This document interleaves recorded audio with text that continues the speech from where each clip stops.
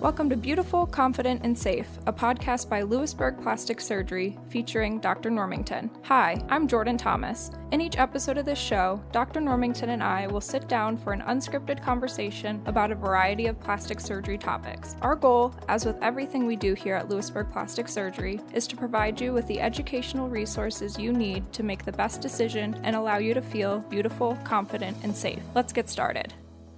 All right, so on today's episode, we will be discussing one of the most popular surgeries that you perform, Dr. Normington, which is breast augmentation. Yes.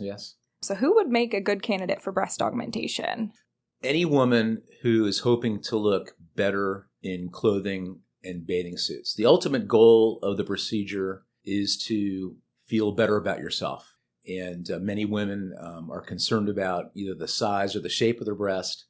So any healthy woman who is concerned about how they look in clothing, I think is a good candidate, for this procedure. Right. Yeah. So how do you decide, or how do you and your patient decide on the implant's shape, size, and the positioning of it? Is everyone individually different, each case, or is it kind of across the board? Sure. Well, every woman is different. And during the initial consultation, there is a brief exam. And based upon the exam, we would make specific recommendations.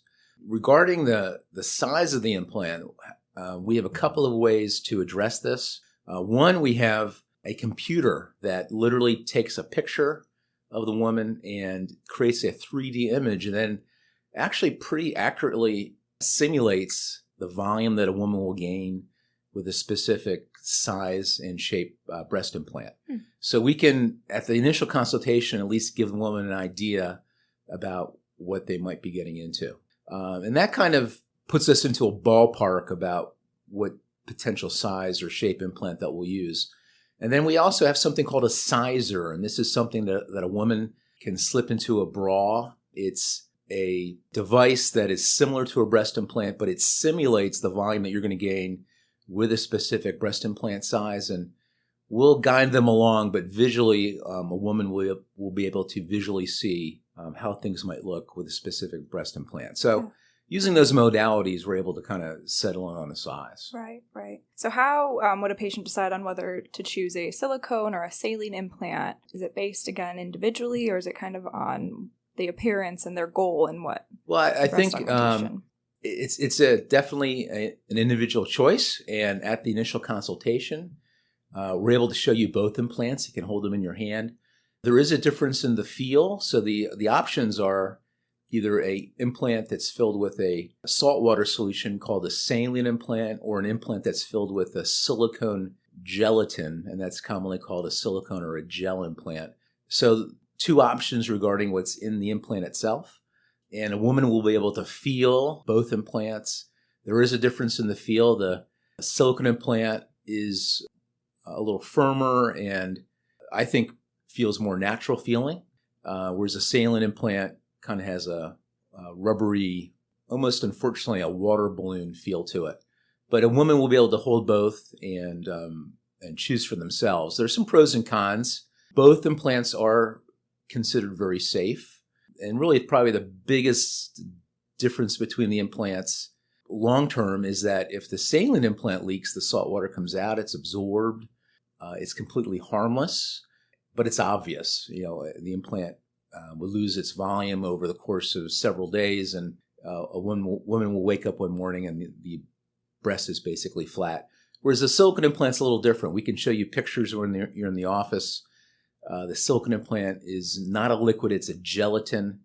So if a leak were to develop there, it's safe, but may not be obvious. And it might lead to some sort of test like an ultrasound in order to sort out how the implant's doing. Mm-hmm. So is there any harm for a patient in choosing an implant size that might be considered too large for the intended body size? Well, some of it is it's personal choice. Mm-hmm. And the bottom line, though, we're putting an implant beneath the woman's own breast, and the bigger the implant becomes, then the less of your own breast covering it and hiding it. So with bigger implants, we tend to see the implant more. With smaller implants, there may be enough of the woman's own breast where we're able to mask or hide that implant very nicely. So again, the big downside with a bigger implant is that we're seeing more of the implant itself. Some women like that look. They're actually seeking out that look. Others don't want to have that look. Right. Yeah. Right. So how do you mentioned you place it under the breast tissue. Is there ever a scenario that you might place it underneath the muscle as well? So typically in our practice, we tend to put the implants below the muscle. And this is something that we would sort out during the examination. There are some cases where a woman would probably be best served by putting the implant on top of the muscle, but generally we try to get that implant below the muscle. And there's a number of reasons for that. I think the implant looks better when it's below the muscle because the muscle itself hides the implant to a great extent. There's also some health benefits to putting it below the muscle. Specifically, mammograms are a little easier later in life with the implant below the muscle. And the other big reason, there's less potential for a scar phenomenon to occur called capsular contracture. We can discuss that at the consultation, but that situation is significantly reduced by putting the implant below the muscle. Okay. So what is the capsular contracture then that you talk about? Every woman who has an implant makes scar tissue in their body right on the implant itself. Mm-hmm. Now, normally that scar tissue is soft, it's paper thin, and you don't even know that it's there. But a small number of women make extra scar, and that extra scar on the implant then makes the implant itself feel firmer, and then your breast might feel firmer. It's not a disease or a health problem. It's simply just scar tissue forming. But putting the implant below the muscle, very protective for that sort of situation. And nationwide studies have shown it's reduced the risk for that down into the 1% range. And we rarely see it in this practice. Okay, good. So in regards to scarring, what would patients I'm sure are concerned about the appearance of any sort of scar from their surgery. How do you decide on where you make the incision in surgery to place the implant? Yeah, so there's several options of where the incision might go. And we're able to show you some pictures about where the potential incisions are. Typically, they're all hidden around the breast, like in the armpit or in the crease that sits below the breast, or even around the edge of the areola. In our practice and nationwide, the most common place to put that incision is in the little crease sitting below the breast. That incision has been shown to have the least potential problems, and long-term, it really does tend to disappear in that crease. It is not very visible. Okay. So for people that may be considering this procedure, what sort of recovery time would they be looking at for after the procedure? Well, we're back to normal activities pretty quickly in a day or two. And the biggest restriction is vigorous and strenuous activities like hitting the gym and strenuous things around the house or the yard. So most people with a typical job are back to work in a week. Okay. Yeah. Good. Well, again, if anyone has any questions regarding breast augmentation, you can always reach out to one of our staff members here.